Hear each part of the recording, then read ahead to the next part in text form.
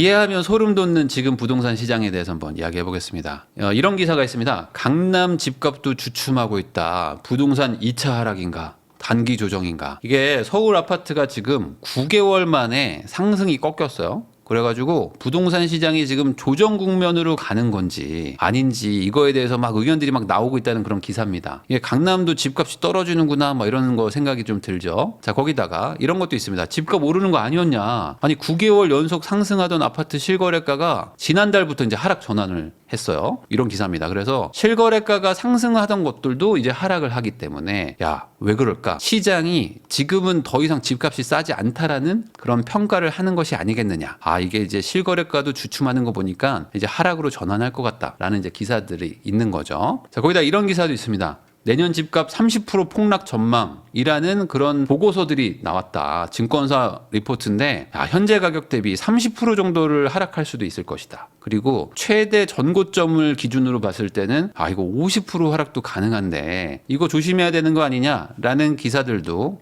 있습니다. 자, 이런 기사도 있어요. 뭐냐면 그 30대들이 집을 많이 사거든요. 그러다 보니까 이게 아파트 큰 손이 된 거예요. 그러니까 원래 막 20대도 사고 막 그랬는데 30대들이 집 사니까 어떻게 됩니까? 이제 뭐 40대들, 50대들이 보통 집을 사는데 30대들이 이제 본격적으로 집 산다고 하니까 야, 이게 뭘까? 이 생애 최초 같은 거 대출 받아가지고 집 사는 분들도 많았을 것이고 그리고 야, 이제 사람들이 막 집값 올라가니까 추격 매수하는구나 라고 생각해가지고 30대들 사니까 이거 끝물이다 라고 생각하는 분들도 있었을 겁니다. 자, 거기다가 이런 기사도 있었어요. 이 집값 더 떨어집니다. 그래가지고 현장 공인중개사들도 지금 돌아섰다. 왜 그러냐면 이게 집값이 좀 많이 올랐잖아요. 쭉 올랐기 때문에 약간 조정을 받고 막 이 중간에 막 이제 흔들흔들 한단 말이지. 그러니까 이제 다음 내년을 딱 봤을 때 중개사들 입장에서도 이거는 조금 이제 좀 단기 고점 아닐까요? 하면서 이렇게 좀 내려가지 않을까라고 이제 생각했던 거죠. 그러다 보니까 지금 기대 심리도 이제 무너지기 시작한다. 뭐 이런 기사들까지도 이제 나왔었던 거예요. 그러면 이제 이런 기사들 보시면 어떻습니까? 이제는 진짜 부동산 끝난 것 같다라는 생각이 좀 드시죠? 근데 하나 신기한 게 있습니다.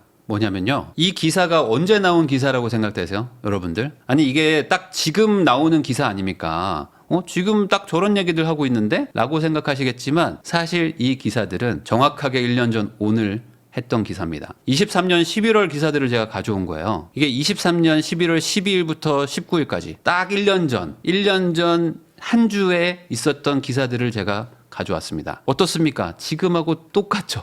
똑같아 지금. 23년 11월 19일 기사입니다. 강남 집값도 주춤하고 있다. 부동산 2차 하락인가 단기 조정인가. 자, 23년 11월 17일입니다. 딱 1년 전이죠. 내년 집값 30% 폭락 전망한다. 정말일까? 자, 2023년 11월 12일입니다. 집값 더 떨어질 겁니다. 현장 중개사들도 돌아섰다. 모두 23년도 기사였습니다. 자, 23년도에 이런 기사도 있었습니다. 고금리, 대출 규제에 매수 관망세가 짙어지고 있다. 서울 외곽부터 집값 하락 찬바람이 불고 있다. 그래가지고 거래량이 급감합니다. 이 7월, 8월 거래량 좋았어요. 5, 6, 7, 8월 거래량 좋았죠. 근데 9월에 약간 주춤하는 느낌 나다가 10월에 바로 그냥 거래량이 내리꽂아요. 지금하고 똑같죠. 지금하고 동일하게 10월부터 거래량이 급감하기 시작합니다. 그래서 이게 어디까지 떨어지냐면 12월에 23년 12월입니다. 그러니까 딱 작년 이맘때죠. 이맘때 1790건까지 떨어지기 시작합니다. 서울의 아파트가 180만 호가 있어요. 180만 호, 뭐 200만 호 가까이 있습니다. 그러면은 거의 거래가 뭐 안 되는 수준이라고 보시면 되는 거예요. 그러니까 연말에 최저 수준의 거래량을 찍고요. 그 다음에 이런 기사들도 있습니다. 23년도 10월 기사입니다. 가계대출 총량 규제 재연되나 시중은행 일제히 대출금리 올린다. 우대금리 줄인다. 가상금리 늘린다. 50년 만기 대출이 있었어요. 그때 50년 만기 대출이 있어가지고 똑같이 그때도 4, 5, 6월 달에 40년 만기 대출, 50년 만기 대출이 막 나옵니다.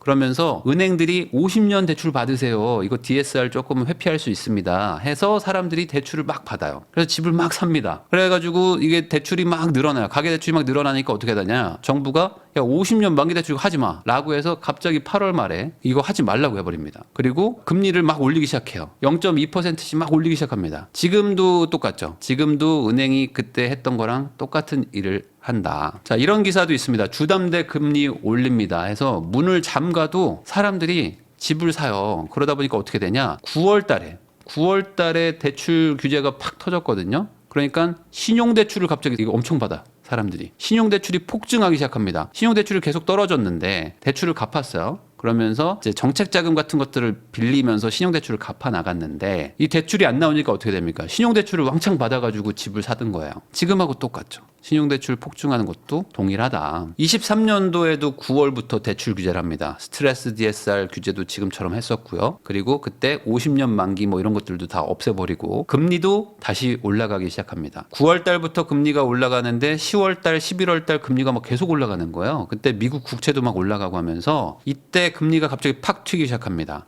지금도 똑같죠. 24년도에도 9월부터 스트레스 DSR을 적용하면서 이때 금리가 좀 올라갑니다. 8월, 9월 막 금리가 막 올라가서 7월에 산 사람은 3.5에 빌리는데 지금 산 사람들은 4.5. 최근에 대출 받는 분은 뭐 5%에 빌렸어요. 이런 분들도 다시 나타나고 있습니다. 그러니까 연초에는 대출 완화를 하고 연말에는 대출 규제를 하더라. 자, 이거 보세요. 연초에 정책 대출 푸는 것도 똑같습니다. 이게 지금 연말은 이렇게 넘어가는데 연초에 그럼 어떻게 되느냐. 작년에도 연초부터 올랐거든요. 내년 신생아 대출 27조 푼다. 최저금리 1.6% 적용하겠다 해서 23년 10월에 기사입니다. 내년도, 그러니까 올해부터는 신생아 대출을 풀겠다라고 했었어요. 왜냐하면 23년도에는 보금자리 대출을 풀었습니다. 특례 보금자리 론이라고 해가지고 소득 같은 거 뭐 안 보고 뭐 9억까지 빌려줘야 하면서 막 돈을 빌려줬었단 말이에요. 연초에. 근데 그게 이제 막힙니다. 왜냐면 이제 너무 많이들 돈을 빌려가니까. 그래서 집값이 막 올라가니까 8월, 9월에 특례 보금자리 론을 막아버려요. 그러면서 이거 어떡하지 사람들이 하고 있는데 우리가 내년에는 신생아 대출을 풀 거니까 애를 낳아라 하면서 이거를 막 이제 그때부터 홍보하기 시작해요. 자, 지금은 뭐 하죠? 2024년 10월 기사입니다. 가계빚 잡는다더니 내년 정책 대출 55조를 풀겠다. 그러니까 지금 대출 규제를 하고 있지만 내년에는 또 다시 정책 대출을 또 푸는 겁니다. 근데 이거는 당연한 게 내가 지금 정책 대출을 쓰고 있는 분들도 있고 그리고 뭐 갈아타야 되는 분들도 있고 이 정책 자금이라는 게 당연히 돈은 이제 풀려 나가는 거죠. 이 자본주의 시장에서 당연히 이 돈이나 대출이나 이런 것들은 이제 증가할 수밖에 없는 것인데 이게 연말 연초 항상 반복되는 일이라는 거죠. 그러니까 이게 정말 일자가 거의 비슷하지 않습니까? 일자가 똑같죠. 그 집값이 어떻게 됐냐면요. 작년에 23년 초에 지지부진하다가 6월, 7월 해가지고 쭉 올라가기 시작합니다. 이때 특례 보금자리론 뭐 이런 것들이 이제 나오기 시작하고 본격적으로 사람들이 이제는 좀 사야 되지 않나요? 너무 많이 빠지지 않았나요? 라는 생각에 사기 시작해요. 그러니까 거래량도 늘어나고 대출도 막 나오고 금리도 좀 어쨌든 안정되고 하다 보니까 쭉 이제 막 가격이 올라갑니다. 그래서 8월 달부터 이제 위험 시그널들이 막 나왔어요. 왜냐면 이거 집값이 너무 빨리 올라가는데요? 하다 보니까 정부에서 8월, 9월에 정책을 급하게 브레이크를 겁니다. 그러면서 10월, 11월 딱 되니까 시장에 기사들이 막 쏟아지기 시작해요. 야, 이제 큰일 났다. 문제가 많다. 이제 집값 이거 단기 급등이지 다시 내려간다. 근데 실제로 막 내려가. 11월, 12월에서 막 내려가기 시작합니다. 그랬더니 이제 진짜 빠지는구나 했는데 아까도 제가 말씀드렸던 것처럼 정책 자금도 풀리고 금리도 다시 안정되고 은행들도 영업을 하기 시작하면서 3월부터 급격하게 상승을 하기 시작했던 거예요. 이게 지금 다시 한번 반복되고 있다. 10월부터 주춤하고 3월부터 상승하는 게 지금 반복됐던 패턴이었죠. 자, 지금 서울 아파트를 기준으로 말씀드려 보면은 거래량 및 가격 지수 그래프가 차트인데 23년 10월부터 해가지고 쭉 내려간다고 그랬잖아요. 그리고 약간 주춤주춤하다가 3월부터 이렇게 확 늘어납니다. 그러니까 이게 대출 규제가 여기서 딱 터집니다. 그러니까 거래량이 확 내려가죠. 그리고 여기서 대출 규제가 터져요. 그리고 여기서 대출 규제가 터집니다. 그러니까 지금 이렇게 또 거래량이 확 급감하는 거거든요. 한마디로 이 대출이라는 거는 돈을 빌려가지고 집을 사는 게 대부분의 사람들의 패턴인데 빌려주는 돈을 막아버리니까 돈줄을 막아버리니까 이제 집을 살 수가 없는 거잖아요. 그러니까 살 수 없으니까 당연히 거래량이 줄어드는 거죠. 그렇다 보니까 이번에는 다를 것이다. 그리고 이번에도 같을 것이다. 이렇게 이제 두 개의 의견들이 지금 있는 거예요. 여러분들은 어떤 생각인지 댓글을 좀 달아주시면 좋을 것 같은데 이 라이브 시청하시는 분들은 어떻습니까? 이번에는 다를 것 같으세요? 아니면은 이번에도 같을 것 같으세요? 네, 같을 것 같다라는 분들이 좀 많네요. 저는 이렇게 생각합니다. 뭐냐면 이렇게 대출 규제라는 건 브레이크거든요. 브레이크를 딱 밟게 하는 거는 단기적으로는 거래량이 확 줄어들기 때문에 거래량이 주니까 당연히 실거래가 찍히는 것들도 적겠죠. 그러면 당연히 시장에서의 어떤 그 통계나 이런 것들은 상승이 못합니다. 상승을 못하고 횡보하는 식으로 나오게 될 거예요. 그럴 수밖에 없죠. 거래가 안 되는데. 근데 이 사람들이 아예 안 사기로 마음 먹었으면 모르겠는데 안 살려고 했던 건 아니고 살려고 하다가 브레이크가 밟혔으니까 브레이크 풀리면 다시 가야지라고 했던 사람들이 규제가 풀리니까, 대출 규제가 풀리니까 지금 사야 되겠다라고 하면서 이때 오히려 뒤늦게 폭발한 게 아닐까라고 저는 좀 생각을 하는 거죠. 그러니까 이게 잠깐 보면은 좋을 수도 있습니다. 잠깐은. 요때는 가격도 좀 내려가는 것 같고 거래도 좀 안정화가 되는 것 같지만 사람들이 시기를 봐서 야 이거 안 되겠는데 사야겠는데 라고 하면 오히려 더 이 응집력이 커진다는 거죠.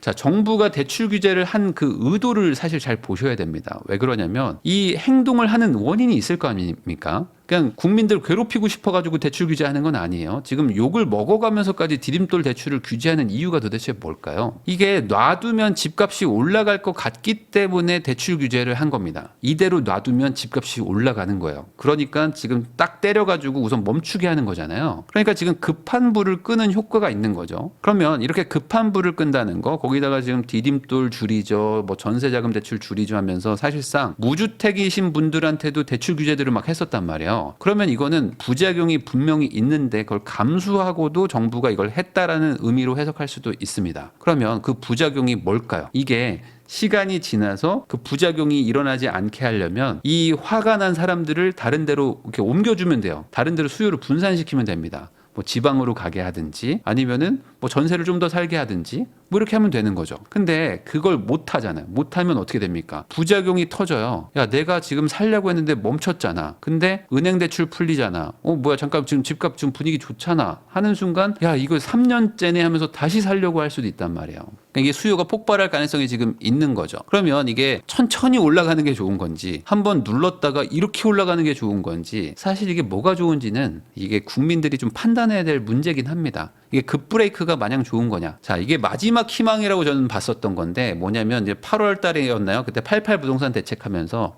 그린벨트를 풀겠다 했었습니다. 그래서 야, 이게 예전에 그 MB 정권 때처럼 제대로 한번 풀려나? 라는 그런 어떤 기대도 저는 있었습니다. 왜냐면 이제 그때 얘기 나왔던 게 뭐 하남, 뭐 내곡동, 뭐 그다음에 뭐 서초 뭐 이러면서 서울 남부권에 그냥 강남에 붙어 있는 데들을 대규모로 만약에 그린벨트를 풀면 그러면 이거 한번 기다려 보려고 하시는 분들도 있겠다. 왜냐면 이게 집값이 지금 어쨌든 단기적으로 확 올랐단 말이에요. 2년 가까이 쭉 올라 버리니까 야, 여기서 사는 건 좀 아니지 않아? 라는 생각들을 분명히 가지고 있었단 말이에요. 그러니까 그린벨트 많이 풀린다. 그리고 여기 대규모로 한번 공급하겠다. 그러면 내가 한번 그래 한번 참아볼게 라고 할 수 있었을 텐데 이번에 정책이 지금 약발이 거의 없어요.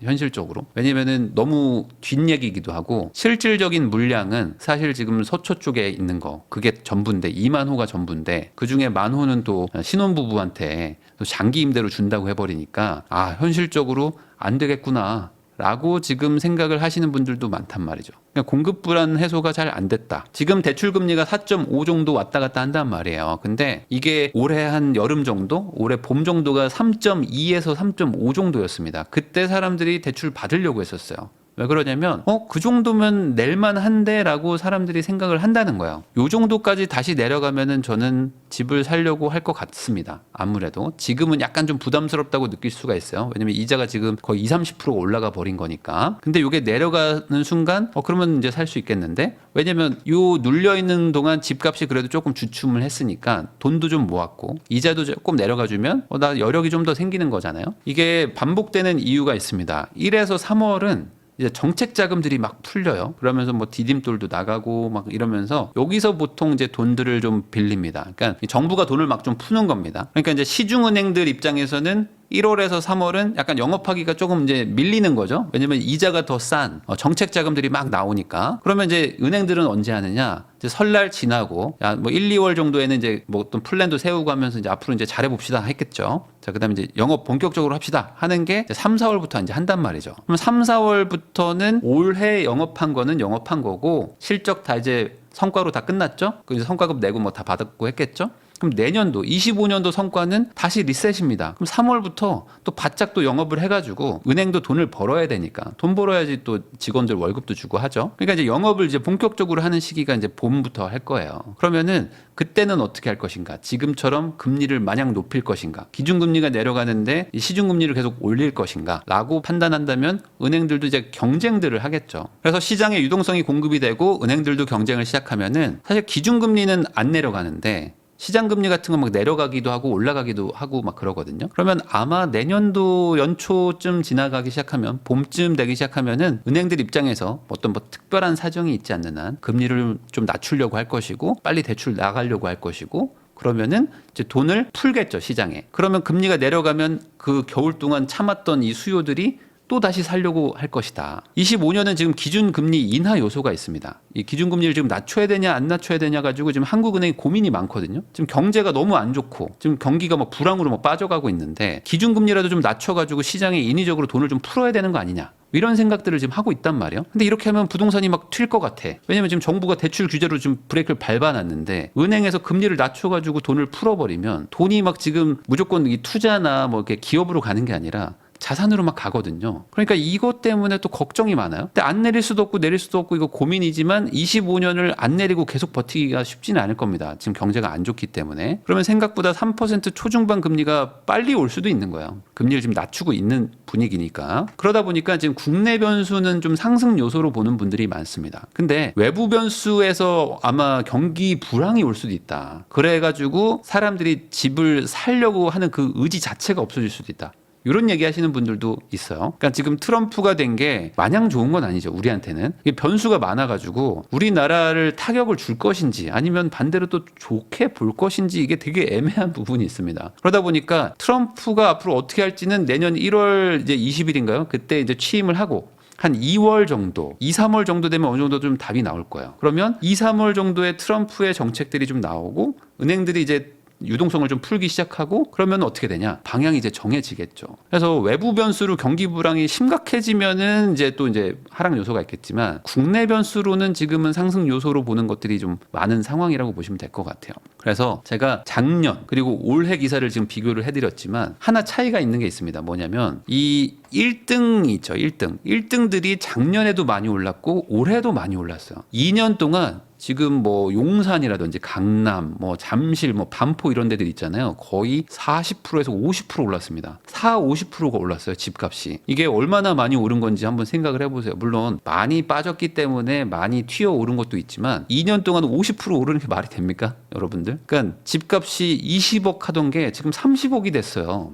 2년 만에 50%가 올랐단 말이에요. 그러니까 그만큼 지금 1등이 많이 올라간 판이에요. 그러면 아직 전고점 회복 못한 2등들도 많이 있거든요. 그러니까 1등은 막 치고 올라가지만 2등들은 그만큼 못 간 데들도 많아요. 그러면 이미 많이 오른 1등이 더 갈 수도 있지만 이게 너무 비싼 거 아닌가? 근데 이제 금리가 좀 내려가죠. 그러면은 사람들도 이제 사야 되는데 현실적으로 살려고 하는 분들 입장에서 저 1등은 못 사니까 2등으로 좀 봐야 되나? 조금 구축여도 좀 가야 되나? 뭐 이런 생각들을 할 수도 있습니다. 이게 이제 정책을 좀 봐야 되는데 상황을 보는 어떤 주목 포인트 중에 하나가 저는 약간 2군, 1군이라기보다는 약간 2군들 있죠. 2군들이 지금 내년 초에 어떻게 움직일까? 요거를 한번 좀 보는 것도 포인트라고 저는 이제 말씀드리면서 영상 마무리하겠습니다. 이게 지금 연례 행사처럼 대출 규제하고 시장이 멈췄다가 연초에 풀리는 게 반복되는데 내년에도 이럴 것인가 한번 같이 지켜보시죠.